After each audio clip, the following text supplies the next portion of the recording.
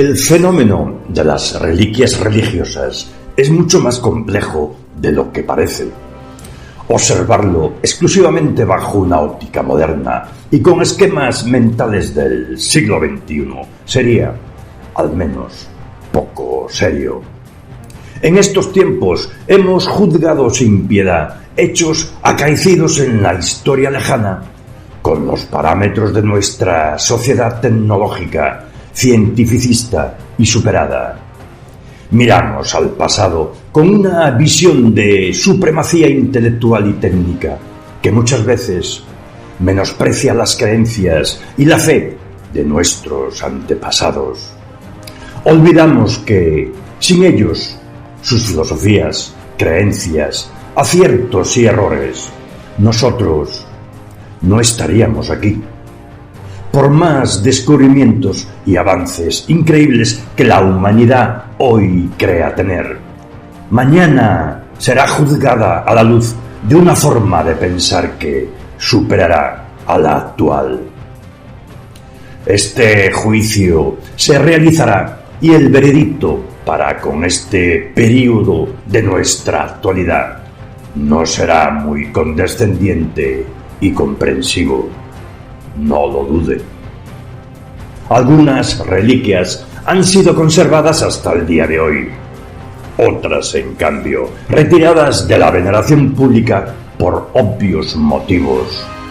Si, por ejemplo, nos detenemos en los objetos del nacimiento de Jesús y de sus progenitores, hubo y hay muchas reliquias y en varios lugares. Repasemos algunas.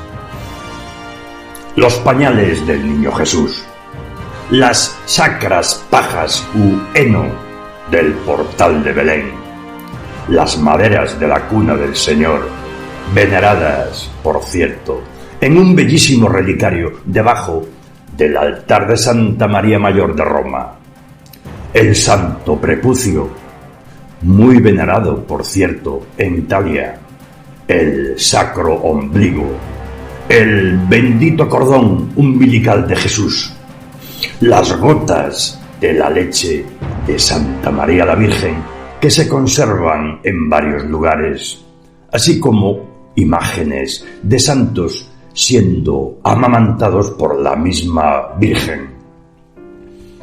De Jesús ya adulto existen varias también. La mesa de la Última Cena tuvo más o menos 4 ejemplares. Y si hay mesa, hay mantel. Por lo tanto, también existe una reliquia de este en la Catedral de Coria. Sin embargo, la historia dice que los judíos no cenaban sobre una mesa, sino en el suelo. De ahí la costumbre de lavarse los pies. Fueron los pintores los que comenzaron a pintar mesas. Y ya que estamos con la Última Cena del lavatorio de los pies, hecho ocurrido antes de repartir el pan y el vino, se veneraba en España la toalla con la que Jesús secó los pies a los apóstoles. Cálices, el famoso Santo Grial, por lo menos hay 2, en la Catedral de Valencia, y el Cáliz de León, o Cáliz de Doña Urraca. Trozos de la Veracruz están esparcidos por todo el mundo, y es en la Basílica de la Santa Cruz de Jerusalén, en Roma, donde se encuentra la mayor cantidad de estas reliquias. Una muy famosa de estas Lignum Crucis es la Santa Cruz de Caravaca, cuyo relicario hoy día es más célebre que la reliquia que contiene. También están la columna de la flagelación, que se venera en Roma en la Basílica de Santa Prásedes, la corona de espinas, adquirida por Luis IX de Francia en 1248, quien mandó construir la Sainte-Chapelle como relicario, Actualmente se conserva esa corona, sin espinas, en la Catedral de Notre Dame y fue salvada del fuego que destruyó parte de esta aquel 15 de abril del 2019. La mortaja de Jesús es la famosa sábana santa de Turín o Santa Síndone, y el sudario que cubría su rostro está en Oviedo. Clavos de la cruz hay por lo menos más de 20 en diferentes lugares: Monza, Milán, Tréveris, etc. La lista no se detiene ahí. Luego de su ascensión a los cielos, el Señor siguió dejando huellas en este mundo, y de manera literal.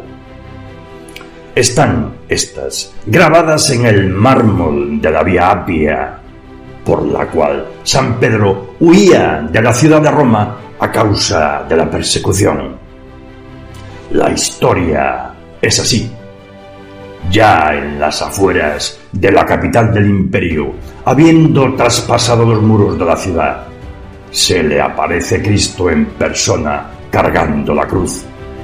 Sorprendido, Pedro le pregunta aquella famosa frase: Domine, quo vadis? Señor, ¿a dónde vas? Y Jesús le responde: voy hacia Roma para ser crucificado de nuevo. Avergonzado de su cobardía, Pedro regresa a Roma para afrontar su destino, el martirio. Pero al desaparecer, el Señor deja sus huellas grabadas en el mármol, por supuesto, en dirección a Roma. Este hecho fue inmortalizado por una novela del autor polaco Henryk Sienkiewicz, ganador del Nobel de Literatura. Y luego Hollywood realizó una película. En realidad, las famosas huellas que hoy se exhiben en la capilla del Quo Vadis son copia de las originales, que se encuentran en la Basílica de San Sebastián y son solo un ex voto. De los santos ligados directamente a la vida de Jesús, como el decapitado Juan el Bautista, hay varias cabezas y muchos dedos, por lo menos 20. Una de las cabezas se expone en la Basílica de San Silvestro in Capite, en Roma. O más bien, es el cráneo sin la mandíbula, porque la sagrada mandíbula se halla en la ciudad de Viterbo. Otra cabeza está en la Catedral de Notre Dame de Amiens, Francia. Una tercera en la gran mezquita de Damasco, venerada tanto por cristianos como por musulmanes. Y una más en Bulgaria. Pero parece ser que hay muchas otras santas cabezas del pobre Juan el Bautista dando vueltas por ahí. De los apóstoles, muchos de sus cuerpos descansan en varias iglesias de Roma. San Pedro en el Vaticano y San Pablo en su basílica de Extramuros, San Bartolomé en la isla Tiberina, los santos Felipe y Santiago el Menor en la iglesia de Santos Apóstoles, Roma. Otros se encuentran en distintas regiones de Italia: San Andrés en Amalfi y San Lucas el Evangelista en Padua. Y así, María Magdalena, la fiel discípula de Jesús, también posee su cuerpo en veneración. Su pie está en la Basílica de San Juan de los Florentinos en Roma y su cabeza en la Basílica de Vézelay, Saint-Maximin-la-Châtre-Beaume, en Francia. Con San Valentín, el patrono de los enamorados, ocurre algo similar, pero son 3 Valentines diferentes, todos mártires ejecutados en tiempos del Imperio Romano. Los 2 primeros en la segunda mitad del siglo III, el tercero en el siglo IV. Para evitar confusiones, se unificó la fiesta de los 3 en un mismo día, el 14 de febrero, Día de los Enamorados. Uno fue un médico que se hizo sacerdote, cuyos restos supuestamente están en Madrid. El otro fue obispo en lo que es la ciudad de Treni, cuyo cuerpo está en dicha ciudad, pero su cabeza en Santa María en Cosmedin, Roma. Y el tercero fue obispo de Recci, y su tumba completa está en Dublín. Y obviamente hay 3 iglesias que poseen 3 cuerpos de 3 San Valentín. Por si no bastara, también hay lugares que se adjudican partes de su cuerpo en Lesbos, en Praga, en Polonia. Ya en tiempos más cercanos, podríamos citar el caso de Santa Teresa de Jesús, mística, reformadora y doctora de la Iglesia, la cual fue desmembrada y trozos de su cuerpo esparcidos por el orbe. Lo más notorio es que el dictador español Francisco Franco tenía el brazo de la santa en exposición para su veneración en su dormitorio. Oh Santa Catalina de Siena, que nació en esa ciudad y falleció en Roma. La propiedad de sus sagrados restos ocasionó una disputa entre ambas localidades, pero el Vaticano hizo algo salomónico: cortó el cuerpo de la santa. Su cabeza y un dedo fueron a Siena y el resto se quedó en Roma. Quienes veneran reliquias suelen ser considerados ingenuos, crédulos, fetichistas, y se les suman otros epítetos, muchos de ellos descalificantes. Sin embargo, es innegable que para un colectivo muy amplio de creyentes de muchas religiones, su veneración es un componente importante de su fe y una expresión de ella. Encuentran en estas auxilio espiritual y fuerzas para seguir luchando en los avatares del terrible cotidiano. En cualquier caso, la historia nos muestra que la veneración de las reliquias ha sido siempre un fuerte imán, tanto de la religión como del poder civil. Ciudades y reinos se han construido por poseer alguna reliquia insigne de la vida de Cristo, de la Virgen o los santos. Con solo ver la Catedral de Colonia o la de Chartres, podemos dar cuenta de esa importancia radical.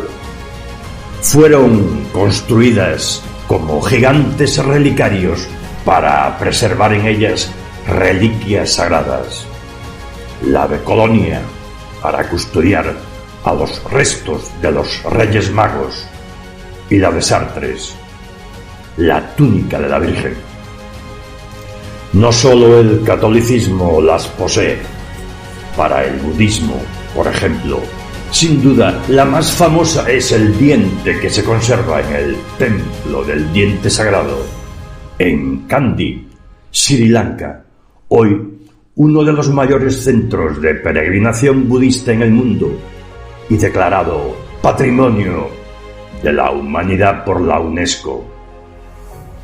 Para el Islam, entre otros, se veneran pelos de la barba del profeta Mohammed en varios sitios, y uno de ellos se encuentra en la mezquita sufí de El Bolsón, en la provincia de Río Negro.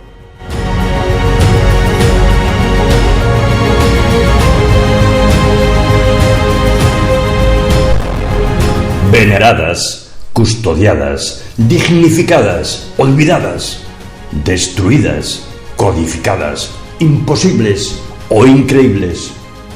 Las reliquias, sean de personajes sagrados o de héroes de las naciones, siempre han sido un poderoso imán. Los muertos y sus pertenencias en nuestras sociedades poseen un magnetismo que nos supera. Aún en esta sociedad de tecnología del siglo XXI, solo queda en nosotros creer o no en ellas. Nadie nos obliga, nadie nos lo impone, solo están allí. Para los que creen, toda explicación es innecesaria. Para los que no creen, no hay explicación satisfactoria.